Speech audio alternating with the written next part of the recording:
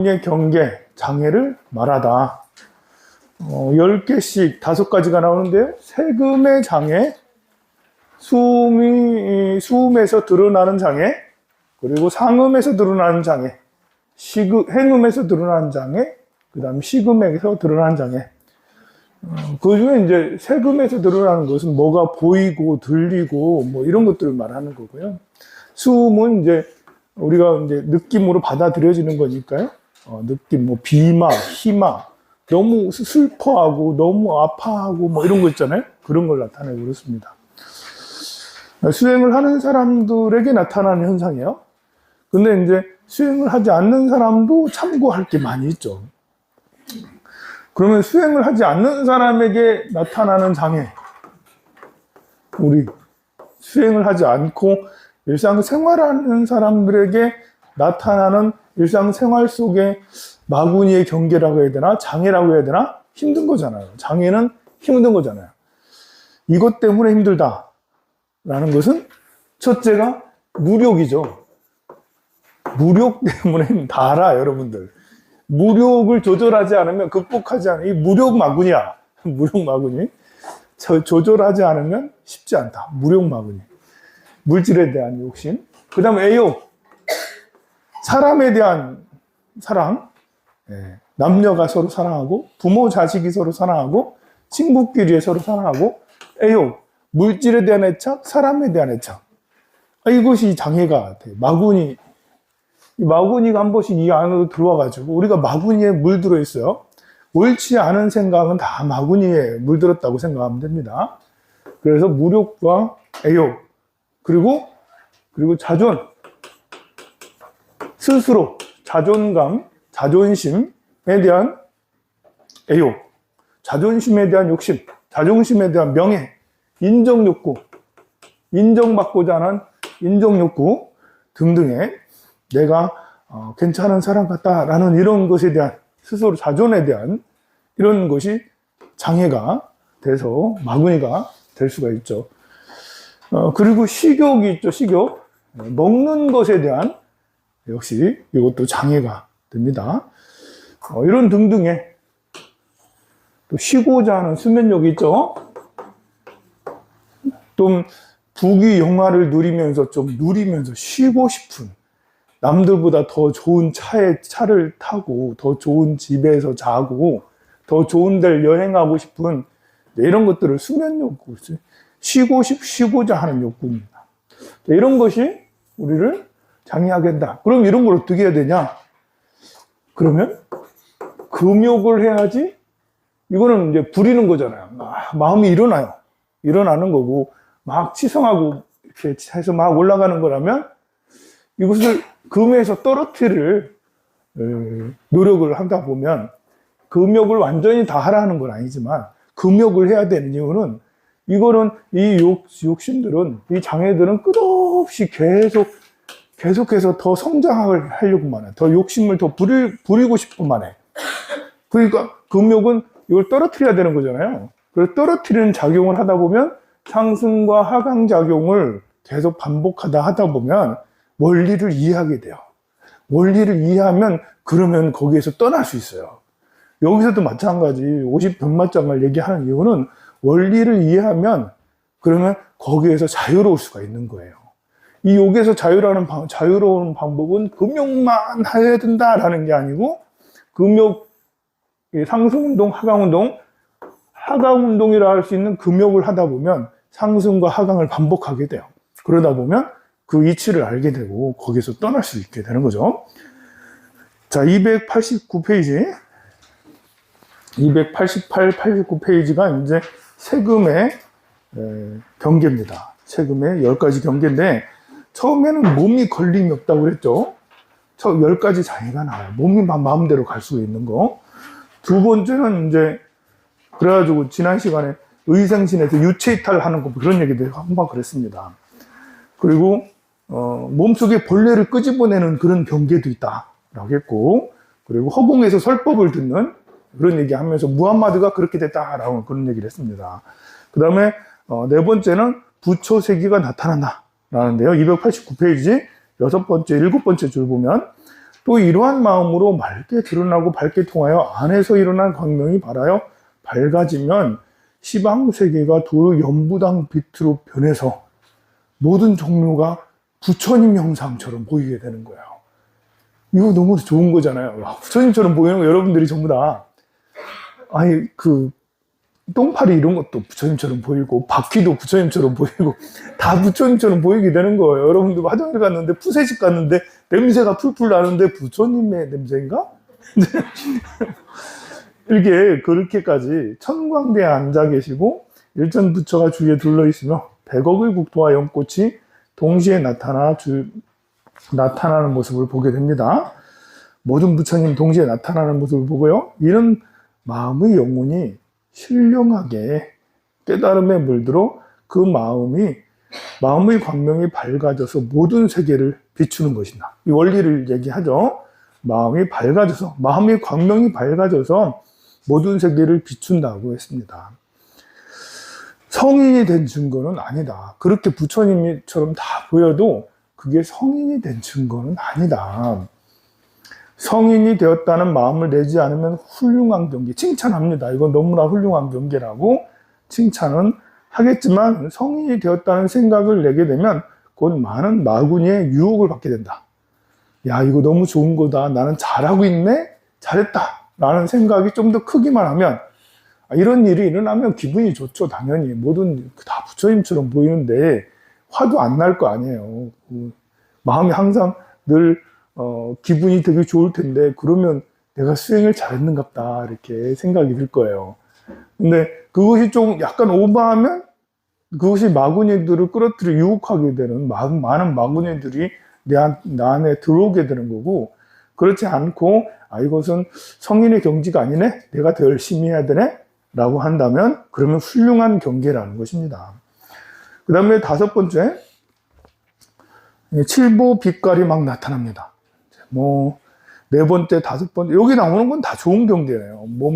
몸 안에가 다 보여서 내 안에 있는 회충이나 요충, 암 같은 걸 제거할 수도 있고, 또 무슨 허공에서 성스러운 소리가 들리고, 또 부처님 말씀이 들리고, 또 부처님 세계가 막 나타나고, 그리고 이제 5번째, 이러한 마음으로 오묘하고 밝은 성품을 정밀하게 연구해서 끊임없이 관찰하여 잡념을 억제하고 항복받아 제지하는 것을 뛰어넘는, 여러분들이 열심히 수행을 정밀하게 끊임없이 해서 잡념을 억제하면, 그래서 그때 호련히 시방의 허공이 7가지 7보보배로 색깔이 되기도 하고, 온갖 보배의 색깔을 동시에 두룩하게 가되 서로 걸리지 않아서 푸르고 누르고 붉고 흰 빛이 각각 순수하게 나타날 것이다.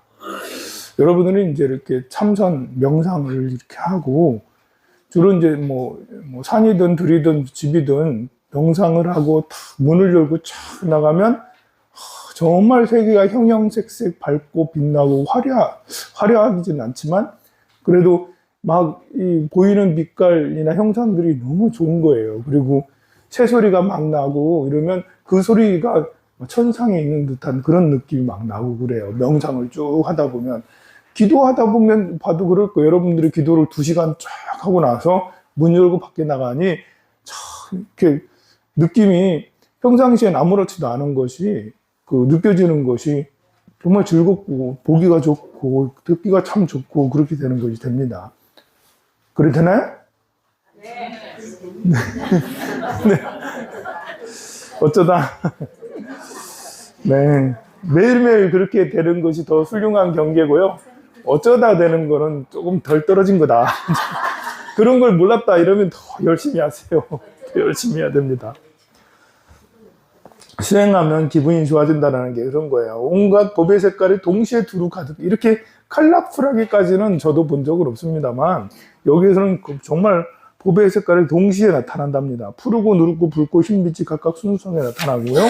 이는 억제하는 공부의 힘이 분수에 넘친 것으로 잠시 그렇게 된 것이지 계속 이렇게 되지는 않는 것 같아요. 이렇게 수행의 경지가 높아도 이런 것이 잠시 나타나는 현상이지 그렇게 된 성인이 된 증거는 아니다. 성인이 되었다는 마음을 내지 않으면 훌륭한 경계라 하겠지만 성인이 되었다는 생각을 하게 되면 곧 많은 마구니의 유혹을 받게 된다.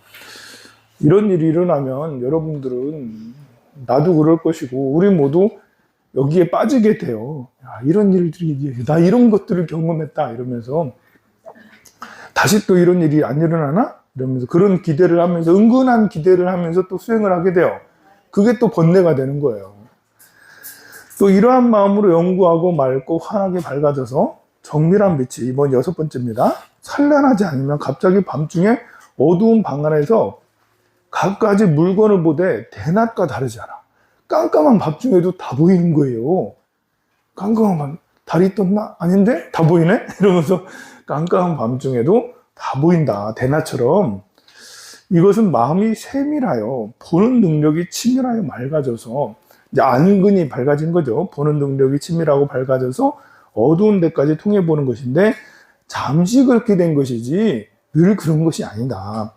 성인이 된 증거는 아니다. 성인이 되었다는 마음을 내지 않으면 훌륭한 경계라고 하겠지만 성인이 되었다는 마음을 갖게 되면 곧 많은 마구니의 유혹을 받게 되고요.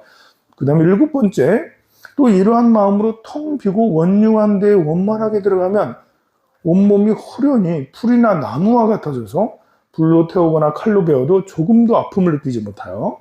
우리 금강경이 할절신체 나오잖아요. 가리왕.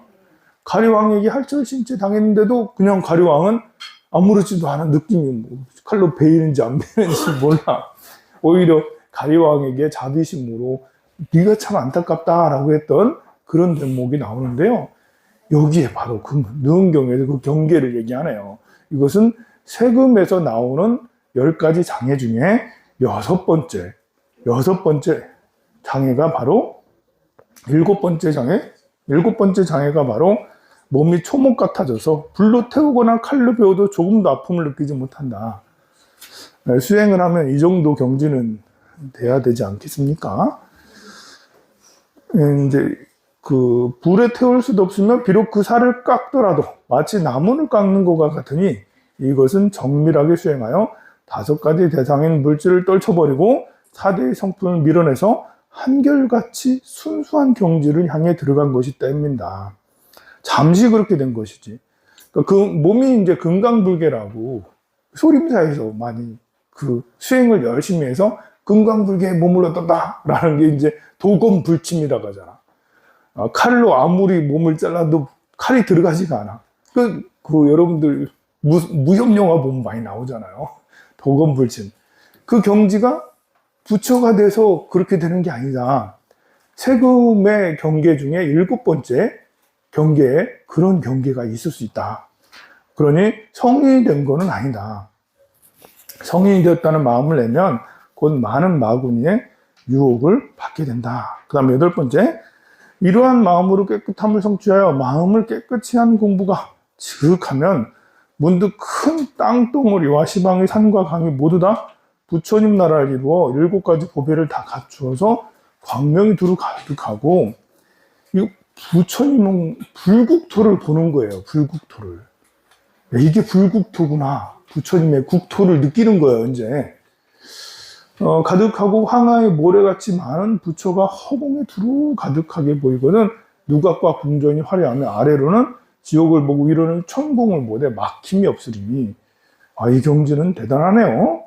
이는 좋아하고 싫어하는 생각이 섞여 날로 깊어져서 그 생각이 오래도록 변화가 이루어진 것인데 잠시 그렇게 된 것이지 성인의 증거는 아니다. 천국과 지옥을 다 같이 왔다 갔다 할 수 있는 것도 우리가 생과 멸 사이에 양과 사이를 늘 관찰하다 보면, 그러면 지옥까지 내려갔다 천상까지 올라갔다를 다 두루두루 경험하고 볼 수가 있다는, 앉은 상태에서 볼 수 있다라고 그렇게 여기에서 얘기를 합니다. 그러니까 그 좋아하고 싫어하는 생각이 섞여 날로 깊어진다고 했어요. 좋아하고 싫어하고 이런 생각이 날로 서로 엮이게 돼서 날로 깊어져서 그 생각이 오래되면 좋아하고 싫어하고 생하고 멸하고 양하고 음하고 우리 그러니까 희노애락 같은 이런 모든 것들을 다 깊어지면 지옥은 멸하는 거고, 천국은 위로 올라가는 천상은 생하는 거잖아요. 천국은 양이고 지옥은 음이고, 이렇게 이런 것들이 날로 깊어지게 되기 때문에 이 좋아하고 싫어하는 생각이 섞여 깊어져서 오래도록 변화하여 이루어진, 이렇게 하다 보니까 변화해서 이루어진 그런 것인데, 잠시 그렇게 된 것이지 성인이 된 증거는 아니다. 그러니까 일념이, 한 생각이 이런 모든 것들을 다 만들어내는 거잖아요. 그러니까 내 생각이 세상을 만든다. 유식무경이라고도 하잖아요. 유식무경. 오로지 마음뿐이고 대상은 없다. 경이라는 건 대상이거든요. 내 마음에서 다 만든다라는 일체의심조랑 같은 그런 것입니다. 그러다 보니까 이렇게 보다 보니까 여기에서 정토까지, 불국 정토까지도 다 보게 된다라는 것입니다. 성인이 되었다는 생각을 하게 되면 곧 많은 마구니의 유혹을 받게 됩니다. 이 정도 되면 내가 스스로 성인이 된 것 같이, 신이 된 것 같은 그런 느낌이 들겠는데요. 그런데도 불구하고 그런 생각을 내지 말라고 여기에서 말씀하십니다. 또 이러한 9번째, 이러한 마음으로 깊고 넓게 연구하면 문득 밤중에 먼 곳에 있는 시장이나 거리에 산재 있는 친족이나 권속들을 보기도 하고 혹 그들이 하는 말을 듣기도 하리니 이는 마음이 절박하게 한 결과 그 핍박의 극이 달아요. 너무 그러니까 이제 신통을 닦는 자들, 천안통, 천이통, 그리고 숙명통, 그리고 이제 신족통,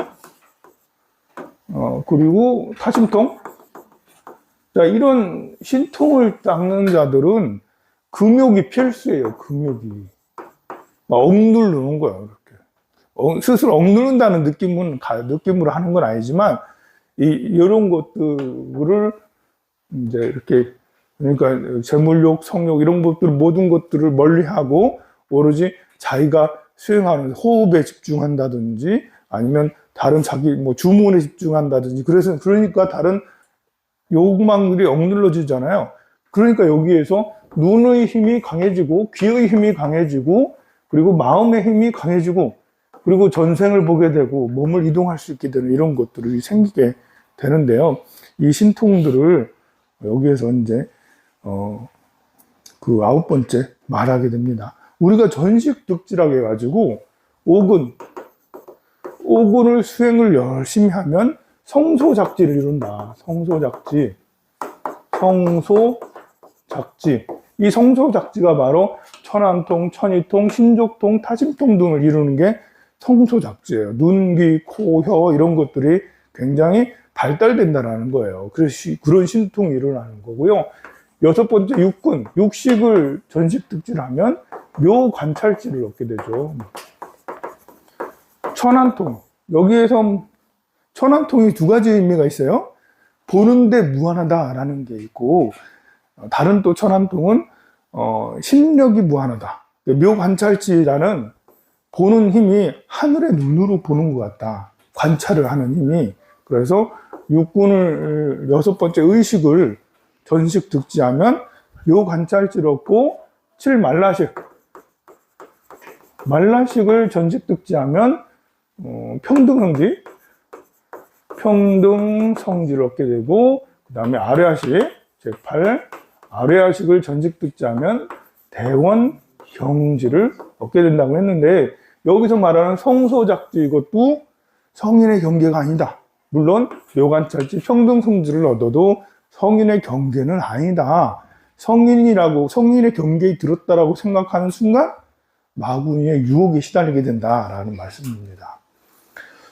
10번째, 또 이러한 마음으로 연구하기를 정밀하고 지극하게 되면 선지식의 형체가 변하고 바뀌어서 잠깐 사이에 무단히 여러 가지로 바뀌는 것을 보게 되리니, 이게 9번째까지는 신묘한 경계예요. 9번째까지는 신통함, 이런 것도 되네 라는 이런 거고요. 그 다음부터는 여기서부터 50가지 중에 10번째부터는 헷갈리는 거예요. 헷갈려. 뭐지? 이러면서 내가 지금 이런 마에 빠졌나? 뭐 이런 거 있잖아요. 선지식이 가지가지 변화로 나타나는 거예요. 그냥 부처님이나 관세음보살로 딱 나타나도 진짠가? 이렇게 하고 그러는데, 지금 여기서는, 선지식의 형체가 변하고 바뀌어서 잠깐 사이에 무단히 여러 가지로 바뀌는 것을 보게 된다.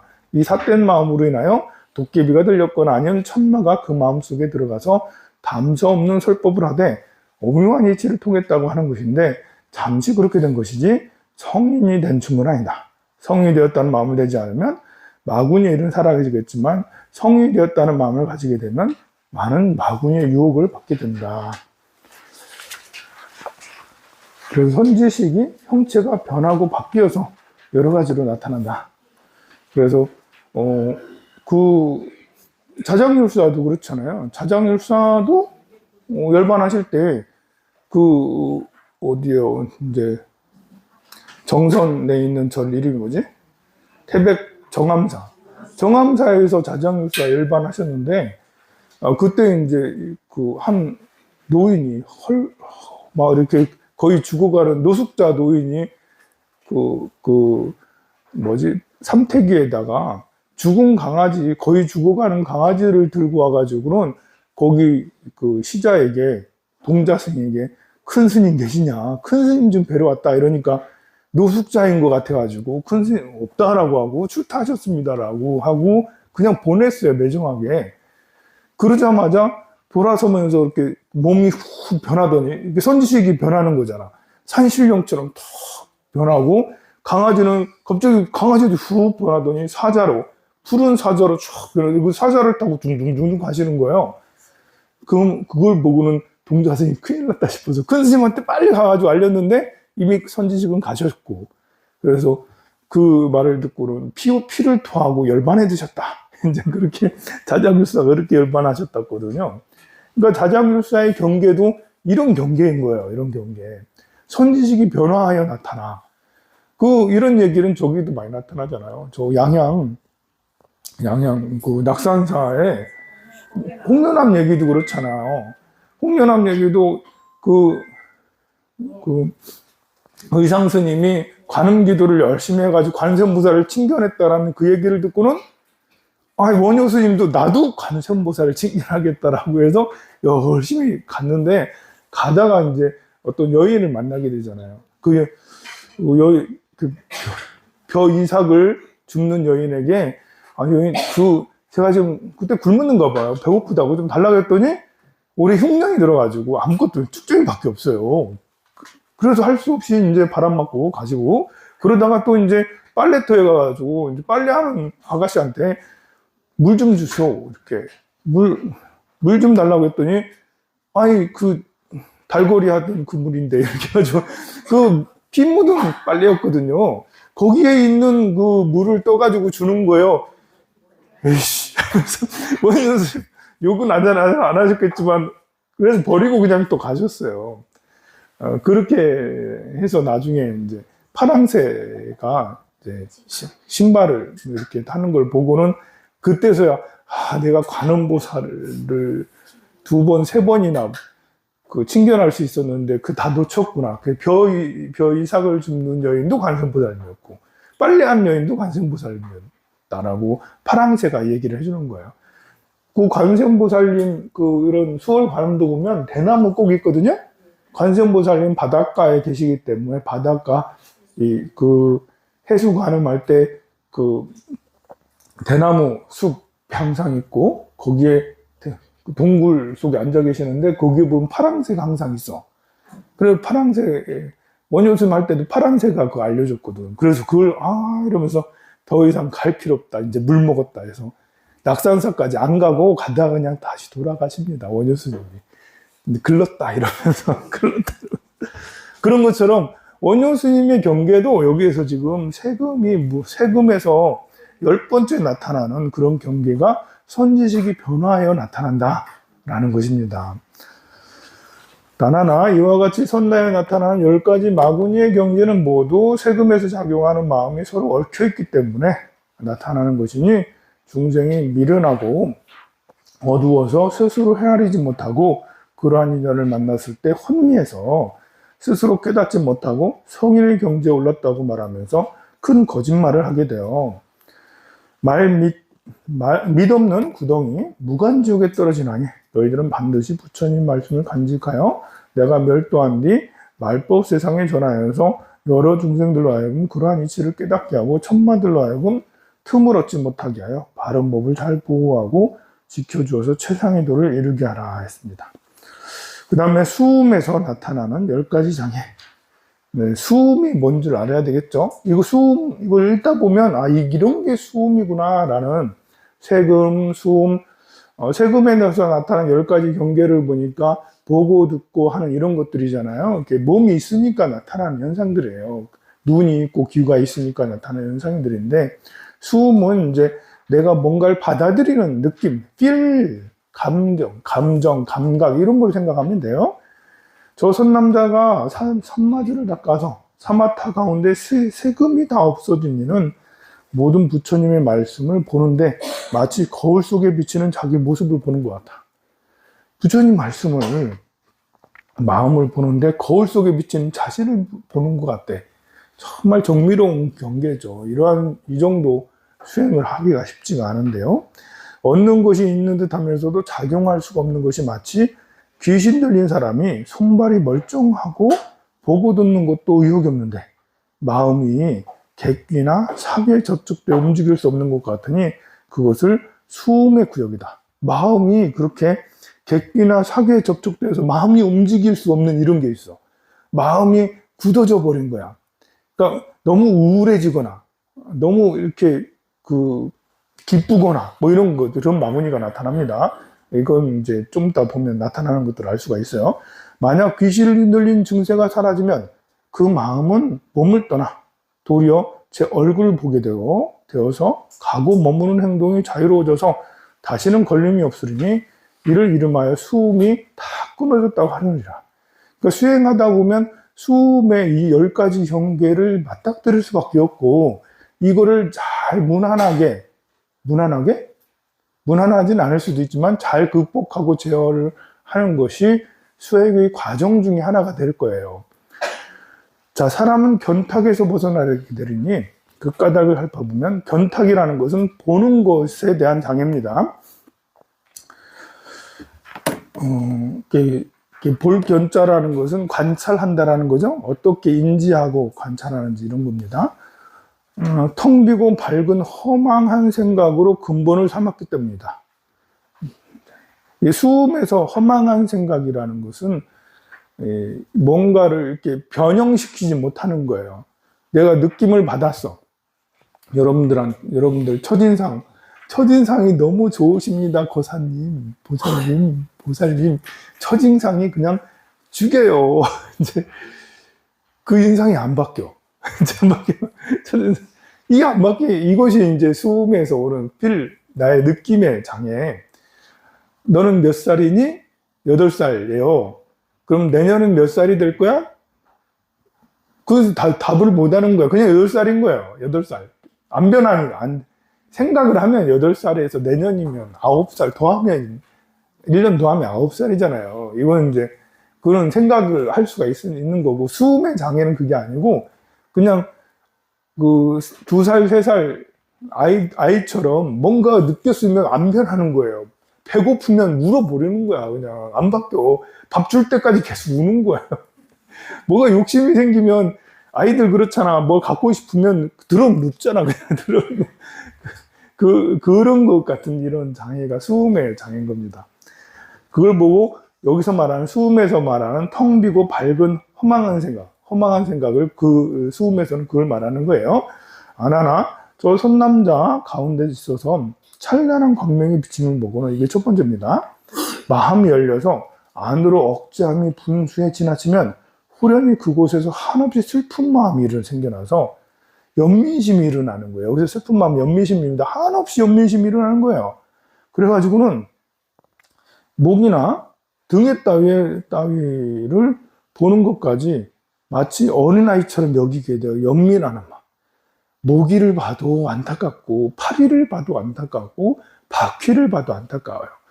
당연히 그래야죠. 안타깝잖아요. 바퀴 얼마나 안타까워요. 징그럽다 하지 말고 안타까운 중생인 거예요. 불법을 만나지 못해가지고 저를 무슨 죄를 지었길래 넌 바퀴로 태어났니? 무슨 죄를 지었길래 너는 파리로 태어났니? 이러면서 안타까운 마음을 갖는 것은 우리 불자로서는 불교적 마인드는 바로 그거예요. 이렇게 그 해충이나 곤충까지도 애처롭게 안쓰럽게 여기는 거, 그리고 뭐 이제 그 이나 석회 이런 것들을 봐도 안타깝게 여기는 거, 이런 것들을 얘기하는 건데요. 그게 지나친 거예요. 여기서는 그 마음이 굉장히 커서 지나치게 됩니다. 심지어 저도 모르게 눈물 나는 거예요, 이제. 저는 안타깝긴 한데, 눈물까지는 안 나는데, 눈물을, 이제 이 경지는 한번 지나가야 되지 않겠어요? 그런 걸 보면서, 너무 안타깝다. 정말 한 1년 정도는 그것이 안타까워서 눈물이 끝없이 흐르는, 물론 이제 1년 이상이 되면 안 되겠지만, 한 1년 정도는 그렇게 뭐 이렇게 그런 걸로 고뇌하는 정도는 돼야지 수행자를 할 수 있지 않겠습니까? 그래서 이는 수행의 작용으로 억제함이 지나친 탓이나 깨달으면 허물이 없어지는 것으로 성인이 된 증거는 아닙니다. 오래도록 깨달아 혼미하지 아니하면 저절로 사라질 것이지, 만약 성인이 됐다는 생각을 내게 되면 슬픔이 지극한 마구니가 그 심장 깊숙이 들어가요. 여기서는 이제 수음이다 보니까, 감정이다 보니까 심장에 깊숙이 자꾸 들어간다는 얘기를 자꾸 합니다. 심장에 깊숙이 들어가 사람만 보면 슬퍼하며 한없을 터이니 올바른 느낌을 잃었으므로 마땅히 빠져 떨어지게 된다. 팔찌보살의 일은 관세음보살님도 중생을 보면 눈물을 그치지 않는다고 했잖아요. 중생을 보면 눈물이 마르질 않는데, 바로 여기에서 말한 수음의 첫 번째 비마입니다. 비마. 슬퍼하는 마음. 비마를 늘 가지고 있어요. 그러나 관세음보살님은 비마에 빠지지는 않죠. 이렇게 연민하는 것을 그러니까 이 마군이라는 게, 우리가 비마, 희마, 이것도 좀 있으면 희마도 나와요. 비마, 희마. 비마는 슬퍼하고 희마는 즐거워하는 건데요. 이 완전 다른 마음이잖아요. 여기서 이게 이거는 야생마랑 같아. 우리 마음 속에서 단련되지 않는, 드러나는 그런 마음들인데, 이것을 잘 단련하면 이제 자비심의 정수가 되는 거예요. 이거를 겪어서 비마를 훈련을 시켜서, 비마를 이렇게 단련을 잘 시켜서, 야생마를 잘 단련을 시켜서 자비심으로 희마를 잘 단련을 시켜야지, 그래야지 자비심이 되는 거예요. 아니, 관세음보살님 비마만 있으면 어떻게 즐거움도 있어야지. 늘 기쁨과 희열이 가득해. 늘 기쁨과 희열이 가득하면 어떻게 자비심, 안타까워, 중생을 안타까워하는 마음도 같이 있는 거죠.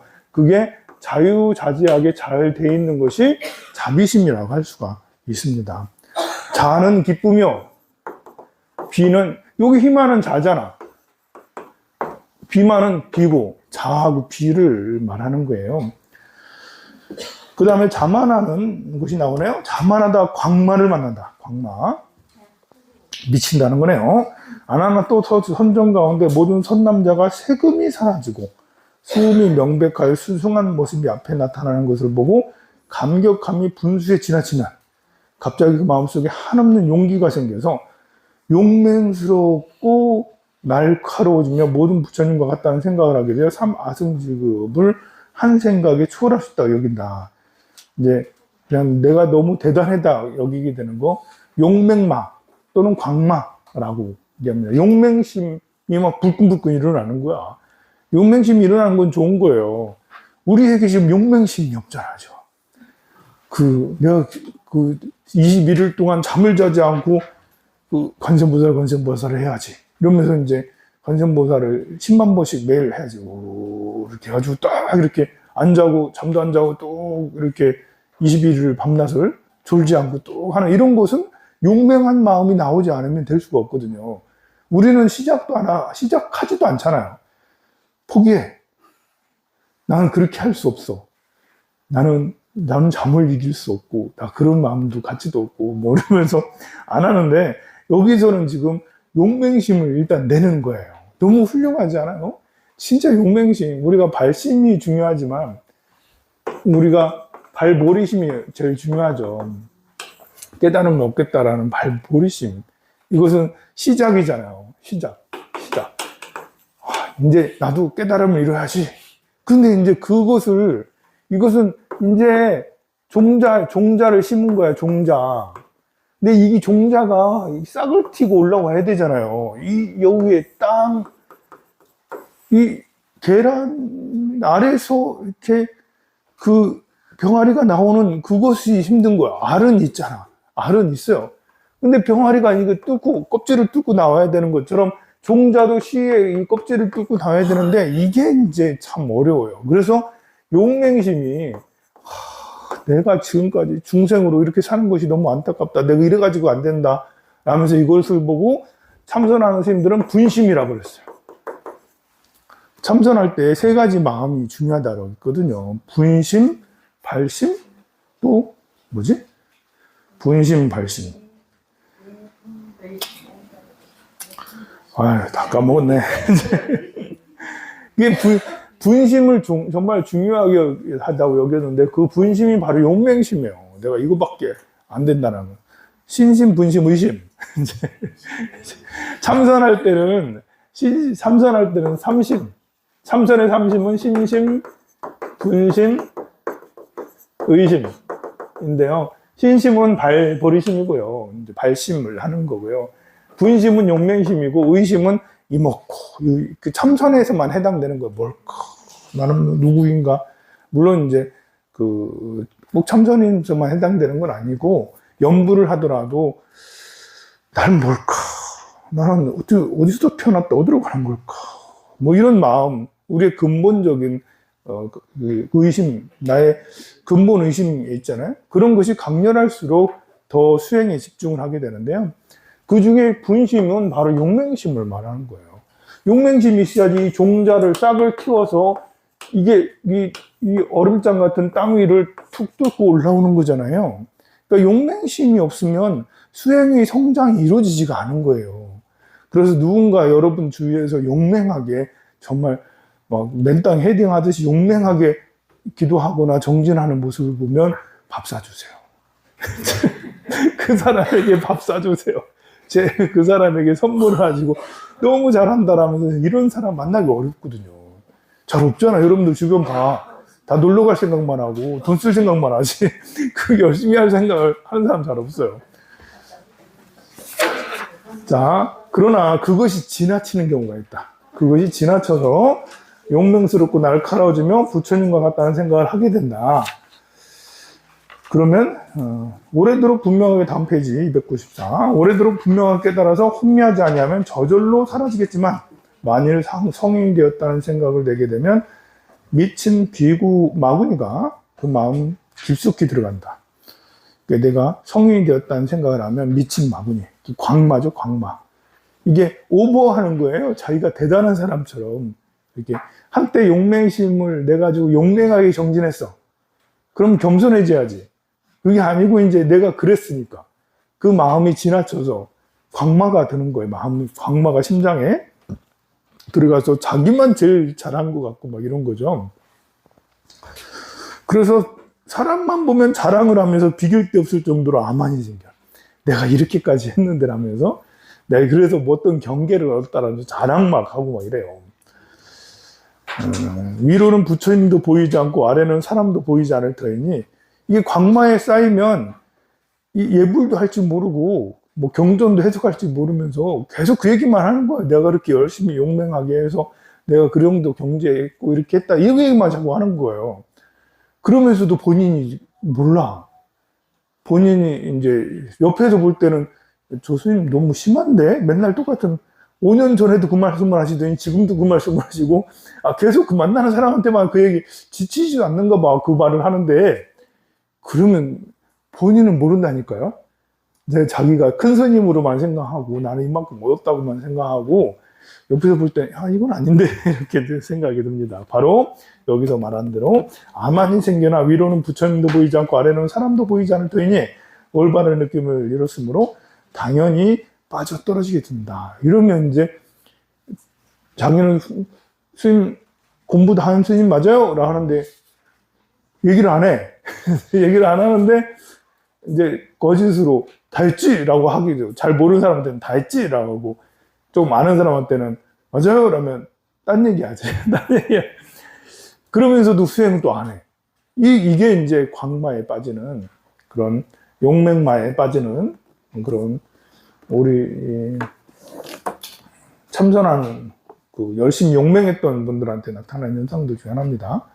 또 선정 가운데 세 번째입니다. 모든 선남자가 세금이 사라지고 수음이 명백함을 보고서 앞으로 새로 증득할 것이 없고 되돌아오려고 해도 옛날에 처해 있던 곳을 잃어버려 지혜의 힘이 쇠퇴하고 약해지는 중효지에 들어가 멀리 보는 것이 없으면 마음속에 갑자기 크게 고갈증이 생겨 어느 때나 침울한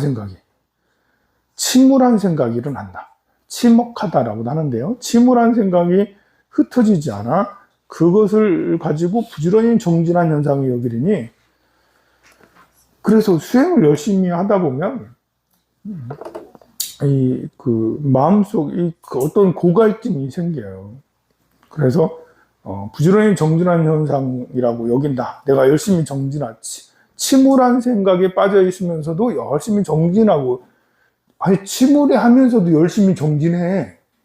옆에서 볼 때는 기뻐하면서도 열심히 정진해도 부족한데, 뭔가 이제 심각하니 침울하니 이러면서도 정진은 또 되게 열심히 하거든요?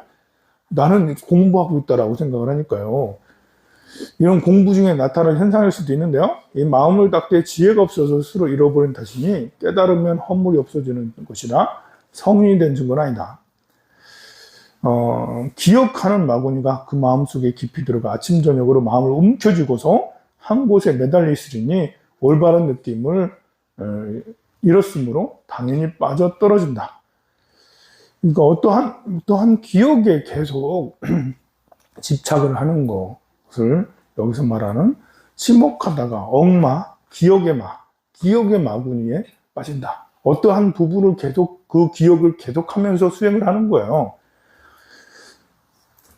그 다음에 네 번째, 자족하는 겁니다. 저 선정 가운데 모든 선남자가 세금이 사라지고 수음이 명백함을 보고서 지혜의 힘이 선정보다 지나쳐서 날래고 용맹한 데서 빠져서 여러 가지 훌륭한 성품을 마음속에 품게 되면 자기 생각에 노사나불인가? 관세음보살인가? 의심하게 되어 조금 얻은 것을 가지고 매우 만족하게 돼요. 이거 많이 빠지는 현상이에요. 여기 있는 현상들이 전부 다 많이 빠지는 현상들입니다. 조금을 했는데, 이만큼 했는데, 조금 했겠습니까? 많이 했겠죠. 수행을 열심히, 10년이고 20년이고 열심히 했을 거예요. 조금 해가지고 이런 현상이 나타나는 거 아니에요. 근데, 이제 더 해야 되는 건데, 내가 이만큼까지 했으니, 이런 걸 얻었다. 라면서, 내가 좀 화도 잘 안 나고, 마음도 늘 즐겁고, 또, 내가 이러다 보면 이거 내가 부처인가? 이런 생각을 하는 거죠.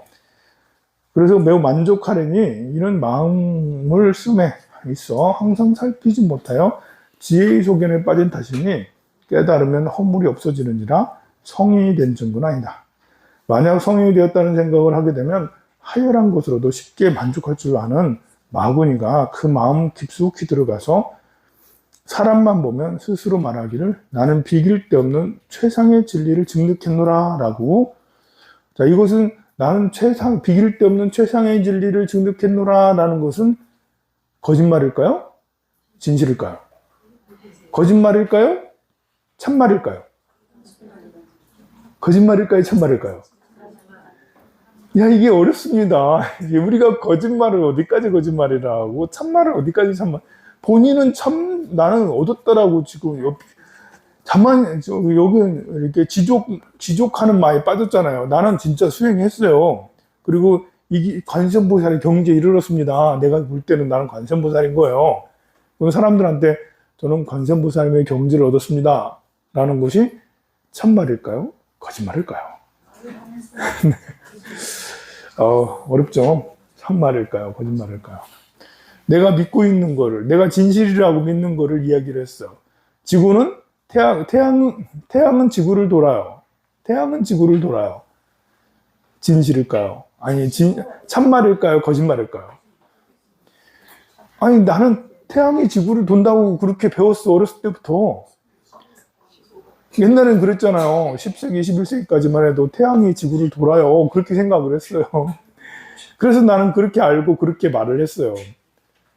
그건 거짓말인가요? 참말인가요? 네, 그거 어렵습니다. 이게, 그래서 제일 우리에게 중요한 것은 탐구가 중요해요. 계속 공부하는 게 중요한 거예요. 진리는 계속 변하거든요. 이제 이렇게 진리라고 믿는 것들은 계속 변해요. 이제 뭐 태양이 지구를 도는 것만 해도 변한 거잖아요. 그리고 사람들이 이제 윤회는 없다라고 생각하는 사람들이 많은데 또 어떻게 해서 과학으로 증명해냈어. 그럼 윤회는 있는 것이 되잖아요. 그러면 역시 윤회는 없다고 주장하는 이런 사람들은 그러니까 이게 과학으로 증명돼 버리면 그러면 이제 그잖아. 이게 기독교인들은 나 완전히 세됐어 뭐 이래 되잖아. 윤회가 있다는 것이 과학적으로 증명이 되면 완전히 세되는 거지. 그래서 이게 참 어렵습니다. 우리는 그래서 거짓말을 하지 않으려면, 참말만 하려면 지속적으로 계속 탐구를 해 나가야지 나의 지식을 세상에 자꾸 맞춰 나가서 참된 진리가 무엇인지를 갈구해 나가야 되는 것이죠. 엊그저께는 이제 실상사하고 서암정사하고 수선사를 갔었거든요. 이 세 절이 세 절마다 특색이 있어. 황룡사는 특색이 별로 없지만, 백양사나 뭐 문수사는 특색이라 할 게 별로 없잖아요. 근데 이제 실상사는 실상사만의 독특한 있죠. 실상사는 역사가 유구해. 구산 선문 중에 1등이요. 처음 만든 거예요. 구산 선문 중에. 중국에서 선종을 받아왔는데 도의국사가 처음 받아왔잖아요. 도의국사가 선종의 서당 지장 선사로부터 처음 받아왔어요. 그래서 우리의 종조는 도의국사인데 이게 사실 별 차이 안 나요. 도의국사 다음에 홍척 화상이 이게 821년이고 이게 826년이거든요. 5년 뒤에 홍척 화상이 똑같은 서당 지장 스님으로부터 인가를 받아와요. 그리고 절은 누가 먼저 지었냐? 실상사. 홍척 화상이 절을 먼저 지었고, 그리고 이 구산선문의 선모이 굉장히 발전하게 돼요. 여기 이 사찰 실상사가 국찰이 될 만큼 큰 사찰로 변하죠. 이 홍척 화상은 나중에 경주로 진출해요. 왕들이 앞다투어 홍척 화상을 모셔서 법회를 열어요. 도의국사는 손 빨고요. 도의국사는 설악산에서 그냥 가만히 계시고, 경주 이쪽에 왕가에서 홍척 화상을 밀어. 정치성인가? 그렇진 않겠죠. 덕이 높으셔서, 법력이 훌륭하셔서 홍척 화상이 그러면서 실상사가 엄청 훌륭한 절이, 큰 절로 성장하게 되죠. 법당도 크고, 여기 심지어 73m나 되는 구층 목탑까지도 지었어요. 우리는 구층 목탑 하면 황룡사죠. 황룡사는 81m거든요. 81m, 73m, 8m 차이 나지만, 그래도 실상사에 73m나 되는 구층 목탑이 있었다는 그 자체만으로 해도, 그것만 해도 사세가 얼마나 대단한. 진전사 가면 여기 도의구사 가면 3층 석탑 이것밖에 없어. 그것도 한 개 있나? 뭐 그래. 여기에는 또 실상사는 또 유명한 게 철불이. 정말 영험하게 생긴 철불이. 실상사 가면 철불 꼭 챙겨하시고 기도를 꼭 하세요. 얘기하려고 지금 실상사 얘기하는 거예요. 실상사 철불이 영험하다. 이런 지리산 가면 꼭 실상사 철불을 친견해라. 거기 석등하고 3층 석탑은 거의 국보급입니다. 정말 옛날 그 모습 그대로 잘 훼손 안 되고, 본래 3층 석탑에 석탑 위에 동그랗게 해서 위에 쭉 올린 거 있잖아요. 탕후루처럼 생긴 거 있잖아요. 탕후루처럼 쭉 이렇게 꼬치처럼 쭉 올린 거. 그거 남아있는 게 없거든요. 실상사만 남아있어요. 신라시대 때 만들었는데 그 위에 이게 남아있다. 실상사만 남아있거든요. 어쨌든 실상사가 흥하면 일본이 망한다라는 그런 것도 있는데, 하여간 실상사는 이런 것으로 우리가 미처 생각지 못했던, 이제 우리나라 선종, 조계종이 선종이라고 그러는데, 사실 도의국사를 띄울 것도 중요하겠지만 홍촉화상도 충분히 우리에게는 의미 있는, 그리고 그런 또 뭐 일본과의 관계, 이제 풍수, 비보사탑적인 이런 것도, 그래서 실상사는 의미가 대단하다. 역사적 의미, 또 지정학적 의미, 이런 것들 의미가, 또 도량도 뭐 아주 훌륭하고 좋습니다. 그런데 이제 서암정사하고 수선사는, 서암정사와 수선사는 그런 의미가 훌륭한 게 아니죠. 비주얼이 훌륭하다. 비주얼. 실상사, 뭐, 산세가 지정학적으로 조금 한데, 여기서는 불사가 훌륭하다. 여기 서암정사는 원흥 스님이라는 큰 스님, 옛날 스님이에요, 옛날 스님. 옛날 스님 감각으로 서암정사의 굴법당을 막 이렇게 했고, 그 후에 그 스님 상자 스님이 또 조경을 열심히 꾸며서 연못도 만들고, 뭐 이렇게 도량이 아기자기하게 예쁩니다. 예쁘지만 깔끔하진 또 않아. 예쁘지만 세련되질 않아. 가면 이거 어디 중국에 무슨 뭐 왔나 뭐 이런 듯한 이런 느낌인데요. 예쁘지만 불사를 했는데 깔끔해. 오, 세련. 야, 완전 힙한 도량이다. 이거 완전 힙한데? 예수선사야. 여기 여경 스님이. 여경 스님, 젊은 스님입니다. 요거 완전 노장님. 옛날 구파, 그 신파. 우리나라에서 아마 요 스님을, 여경 스님을 따라잡을 사람은 없을 거야. 도량 중에. 제가 여러 절들을 많이 가봤는데, 이 스님을 따라잡을 스님은 없는 것 같아요. 그냥 곳곳이 디테일이 그냥 훌륭해요. 디테일이. 곳곳에 하나하나 스님이 다 만든 거거든요. 그러니까 이게 사람 인부를 써도 그렇게 할 수가 없는 거예요. 인부를 써도 이걸 이렇게 하고 저걸 이렇게 하고 뭐 이렇게 하는 것들을 인부가 하겠습니까? 그거를. 스님 혼자 이제 깔고리 들고 와가지고 맨날 곡괭이질하고 깔고리질하고 뭐 맨날 삽하고 뭐 그렇게 해가지고 그게 또 재밌대. 좋아하신대, 그런 걸. 밖에 나가가지고 마당에 나가서 내가 끌적끌적 하는 걸 맨날 좋아하신다고 그러신 거예요. 그런데 그래서 그 도량을, 거기 땅을 18번을 땅을 샀대. 넓지도 않아, 그렇게 놓고 보면. 거기 천수답이었거든요. 도량도 없었어. 그냥 90년대부터 스님이 인연이 돼서 뭐 부모에게 받았는지 누구에게 받았는지 그 위에 천수답 위에 그 털을 이제 토굴처럼 이렇게 하고 있다가 스님이 선방에서 이제 선방 한 10여 년 다녔는데 몸이 좀 안 좋으셨는지 그냥 토굴에서 생활하겠다 하면서 그때부터 땅을 일구고 해가지고 논 하나 또 사고, 논 하나 또 사고, 논 하나 또 사고, 논 하나 또 이거 어떻게 하는 거지? 정말 이거 사기 어렵거든요, 진짜. 그렇게 해가지고 했는데, 이 도량이 참 훌륭한데, 저는 제일 훌륭한 게 법당이다. 법당이 10평도 안 돼요. 조그만해. 아담해. 그런데 여러분들은 지나치기가 쉬워요. 이 법당에 들어가서, 야, 좋다, 이 정도고, 그냥 마당에 가서 이렇게 연못 보고는, 우와, 이렇게 하겠는데, 저는 법당에 가니까, 장난이 아니다, 진짜. 법당에 수미단하고 이런 단들 보면, 금칠한 것보다 더 대단한데? 뭐 이런 거 있잖아요. 오칠을 하고 또 하고 했는데, 이거는 그런 색이 나오기가 진짜 어려워요. 요즘에 아무리 그 염료가 발달됐다 해도 그렇게 고급지게 나오기 어렵거든요. 그리고 곳곳에 이제 이렇게 법당, 어쨌든 저는 법당을 1번으로 치겠습니다.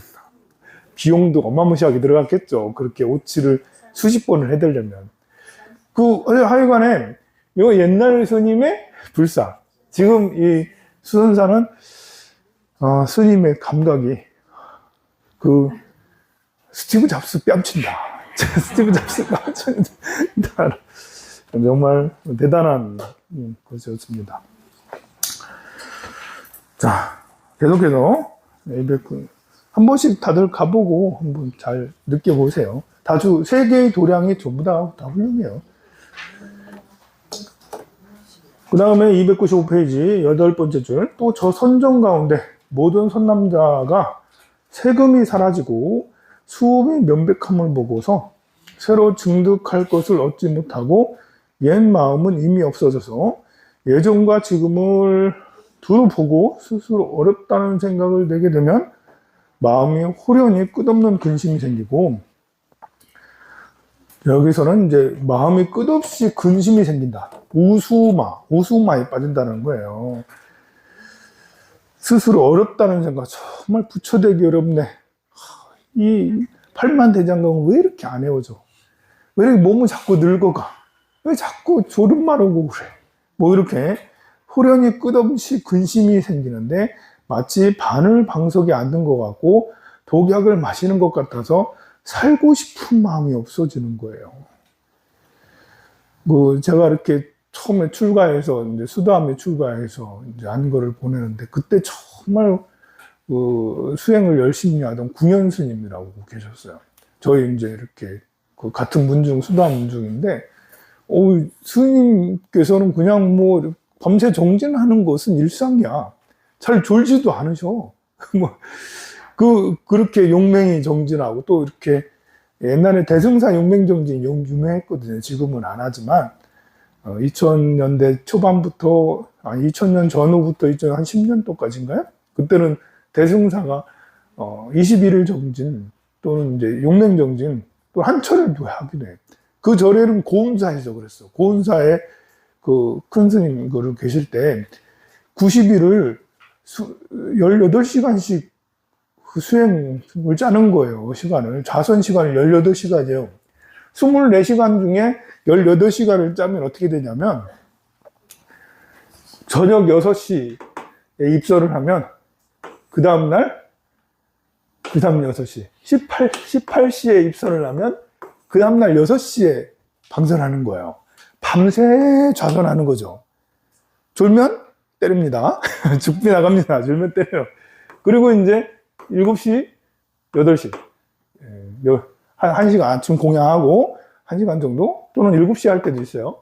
그래서 11시까지 하고 또 11시 방선해서 오후 1시 2시간 있었다가 1시에 또 입선해서 또 5시까지 4시, 5시까지 그래서 여기 2시간, 여기 2시간, 여기 2시간 이제 공양하고 쉬고 빨래하고 빨래도 다 해야 돼. 빨래 세수하고 목욕하고 그 시간 말고는 18시간을 정진했어요. 어느 때는 20시간도 짤 때도 있다니까요. 정말 사람이 아니야. 인간이 아니야. 이거를 하루 이틀도 아니고 90일 해봐요. 할 수 있겠어? 이렇게 하면서 수행을 하시더라고. 90년대는 고운사 늘 다니시면서 그러시고, 또 2000년은 대승사라든지, 또 봉암사도 보면 봉암사가 공부하는 데가 3군데거든요. 그 중에 관음전 같은 데는 이제 16시간씩 짜요.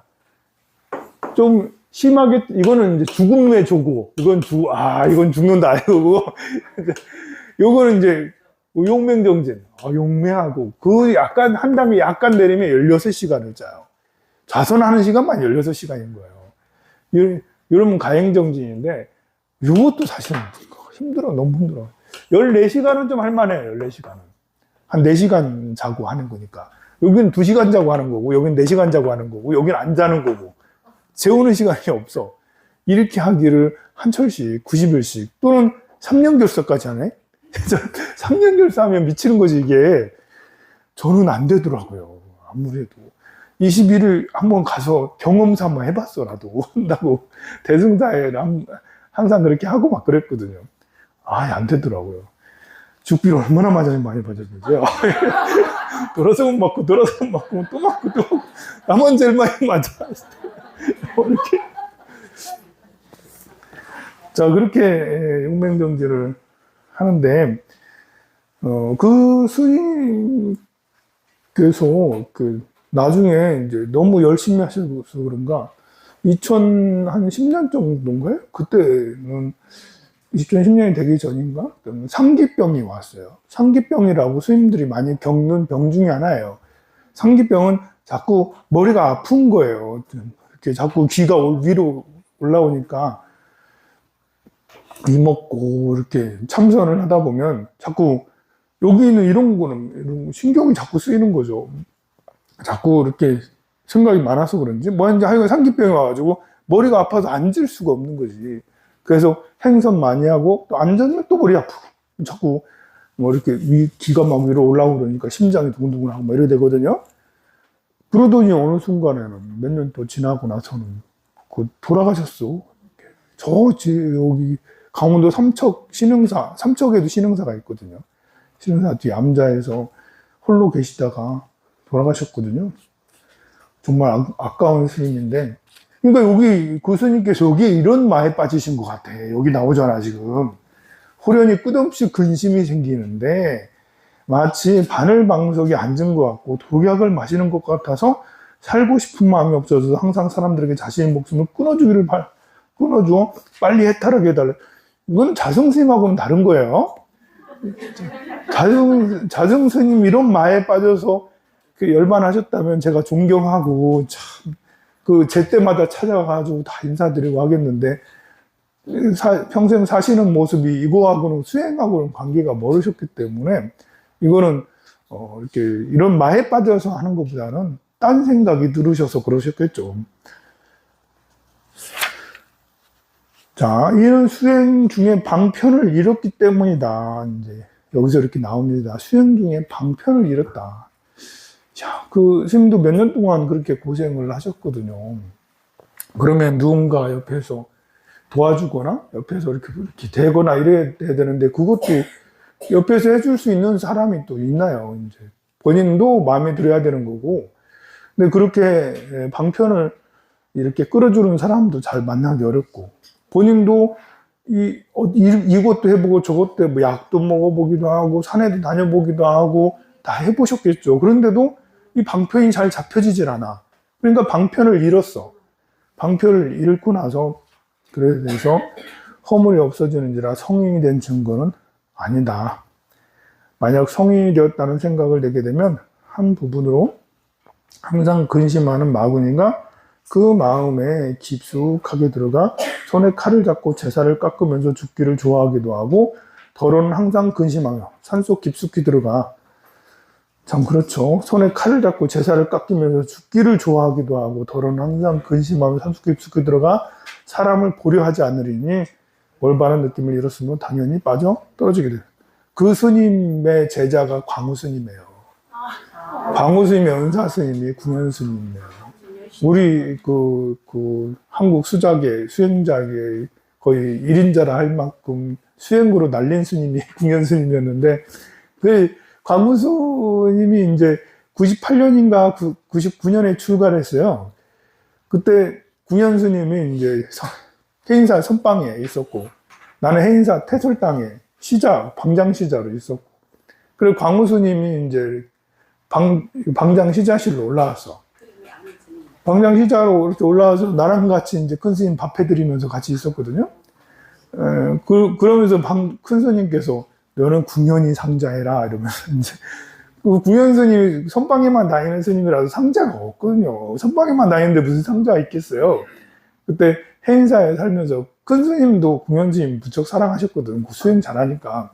그래서 광우 스님 그때 20살인가 그랬어요. 그때 나이가 20살인가 그래가지고 큰 스님도 연세도 많고 하니까 20살짜리 상자 받기가 애매하지 않나? 저는 이제 손주상자인데요. 그래서 이제 그 구년 스님을 은사 스님으로 선택해서 그렇게 은사 스님으로 삼으라고. 그래서 광우 스님이 처음에 약간 고생을 했어요. 은사 스님이 나빠서 그런 게 아니고, 광우 스님은 강사 스타일이잖아, 보면. 말씀을 너무너무 잘, 기억력도 너무 좋아. 어떻게 그렇게 하는지 몰라. 그때도 그랬어. 그때 20살 때도 그 머리가 되게 좋았어요. 근데 은사 스님은 선방에 다니는 수자예요. 그래서 강당도 안 가고 바로 선방에 가서 참선을 했지. 고생했을 거야, 아마. 그래도 그 경험이, 이게 광우 스님하고 다른 스님하고 좀 차이가 나는 것도, 자연 스님하고 광우 스님하고 그 다 같이 이제 강사 스님 훌륭하시잖아요. 근데 차이가 많이 약간 나거든요. 그 차이는 광우 스님은 이렇게 은사 스님도 그런 은사 스님이고, 출가하고 나서 바로 선방에서 몇 한 거 나고, 그리고 이제 다시 학문의 길로 가가지고 이제 그 유론도 나오고 이렇게 하면서 그렇게 공부한 거고, 자연 스님은 그렇게 공부하는 그런 이제 쪽으로, 참선 수행하는 쪽으로 가기보다는 이제 박사 공부하는 쪽으로 많이 했기 때문에 길이 약간 다르죠. 그래, 여기 부분을 읽다 보니까 참 구년 스님 생각이 참 많이 나서 그렇습니다. 사홍서원을 하고 마치도록 하겠습니다.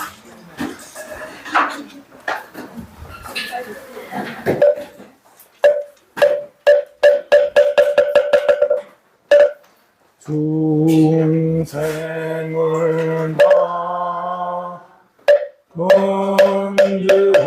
건주하리나 언내를 다 끊으리나 법문을 다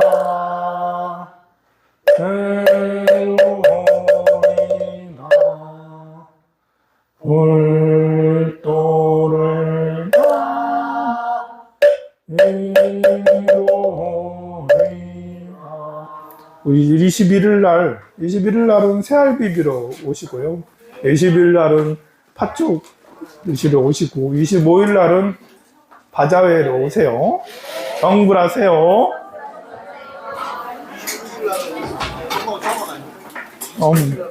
그런가요? 맞아요, 많이 종강이에요. 우리 종강은 26일 날 종강입니다.